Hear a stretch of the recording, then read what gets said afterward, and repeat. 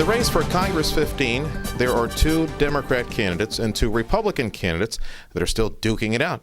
And one of the Republican candidates is former Rio Grande City Mayor Ruben Villarreal, who joins us now. So for folks who don't know you, Mayor, tell them a little bit about yourself. Quick synopsis. I am a local Rio Grande Valley product. I went to UTPA, or actually Pan American University. I graduated from the public school system in Stark County in Rio Grande City. I've always been involved in the community. I have about 20 years of community work under my belt. I was a 14-year public official. I served as mayor, mayor pro tem, city commissioner, economic development president. Also, very importantly, Sergio, in this race, to understand business and the business climate of this area. I am a small businessman, have been a small businessman for 24 years in a family-owned business that's been in the Rio Grande Valley landscape for 58 years, so we go back a while. All right. And with all that experience, how does that translate in helping you run for Congress and work in Congress? We build communities. I've learned how to build communities and from the ground up, from everything from first responders and firefighters and police officers to providing parks, creating park systems, paving roads. What people take for granted also sometimes a simple glass of water. Clean water. I remind people, think of Flint, Michigan, and think of how important water is in your life. So we've seen everything from parks and recreation to public safety, border security, a huge issue. We dealt with it. I dealt with it all my entire life. I have a unique understanding of the different aspects of District 15. And to understand the northern side, I pretty much lived out there about a year. So I understand not just the Rio Grande Valley, but the Rio Grande Valley, the middle part, which is the energy belt. One of the things that we do in our business is we're in the propane industry, so we understand the energy business very well in the regulation side of it and in the distribution side of it, and what we need to do to make that grow and progress. And then you go out to the north side and understand their dynamics and their wonderful growth out there too. And this is a question unique to the Republican running for District 15 in this district. It's a very heavily Democrat vote district. How do you propose to win that district if you receive the nomination in the runoff?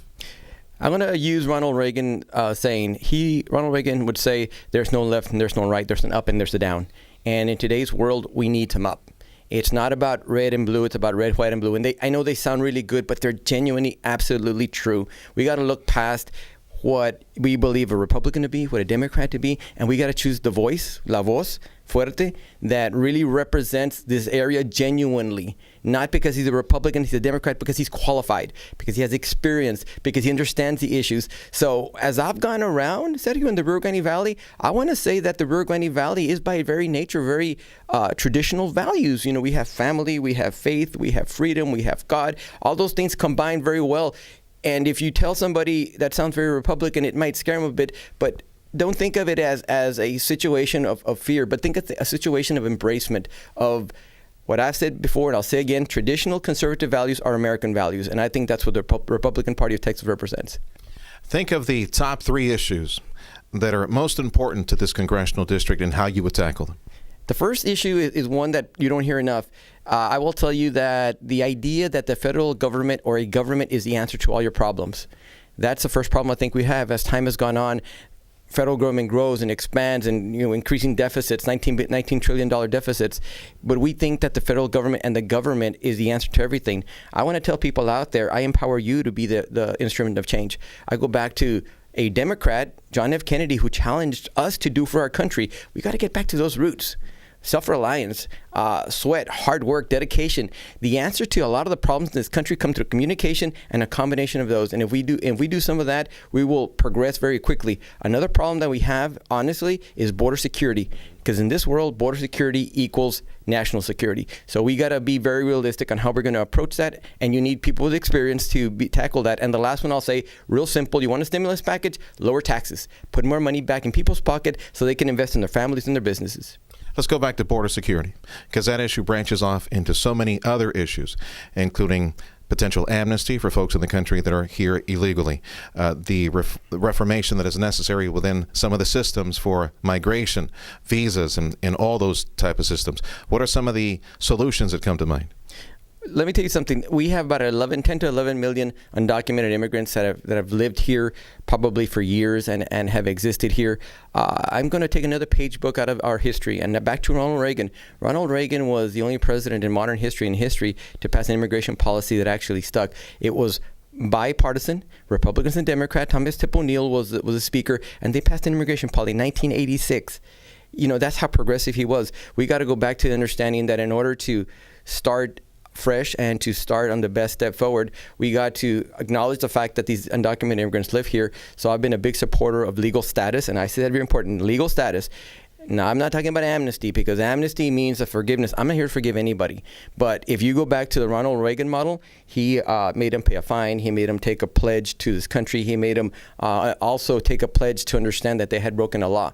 So I want to take some of that former learning, embrace it into today's world. So I support legal statuses for undocumented immigrants. And also looking at the visas, everything is fixable. It's not complicated. We got to get past the idea that this is not fixable. We can secure our borders first, and then we have to tackle immigration, not the other way around. How do you secure the border? What are some of the ideas that come to mind to slow down or arrest the illegal flow of humanity and drugs as well? Again, I had the unique experience of being a border mayor and in an epicenter of the immigration crisis, 2014, Central Americans coming across.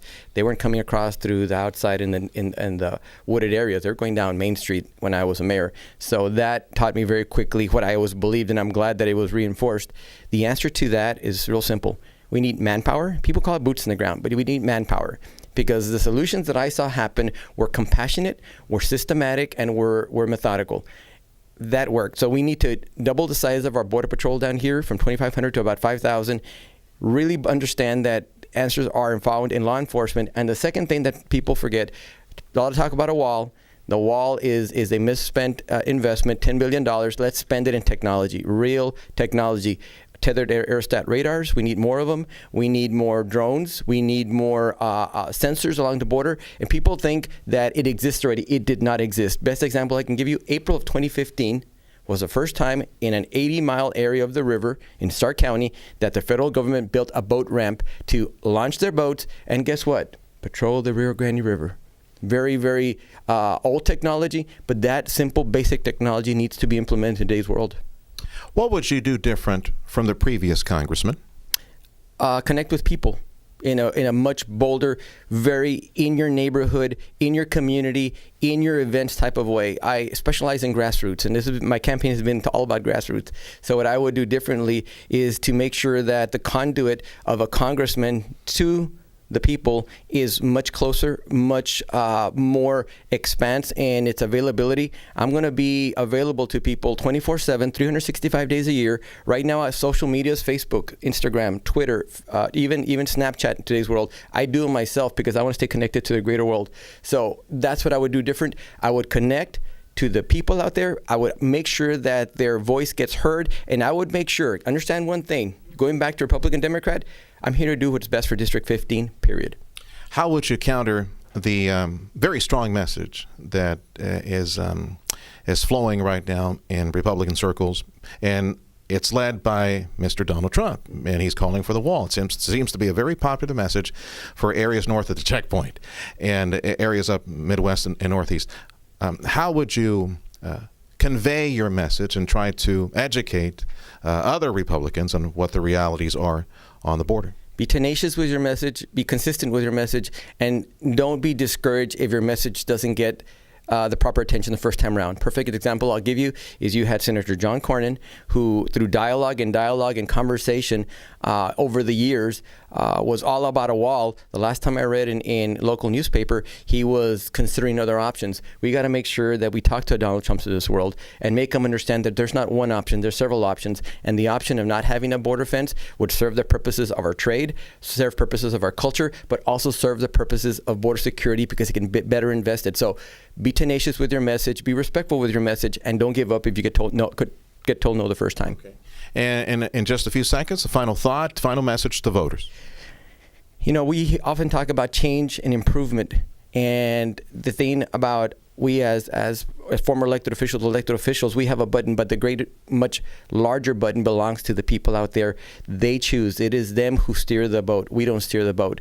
We borrow for a little while. I encourage people to understand that their voice is their vote. Don't take it for granted. Don't believe that it doesn't matter. It does matter. And the minute you put your vote in, you can complain, you can say whatever you want, but at the end of the day, those that complain probably don't vote. But if you vote, you have every reason to bring your issues to the persons that are running. So show up to the ballot box, show up to the mayor runoff. That way your voice can be heard, and that way when you talk about how it can be better, you made that happen. You made that improvement happen. Former mayor of Rio Grande City, Ruben Villarreal, is running for Congress on the Republican side, and you will see his name on the ballot in the runoff.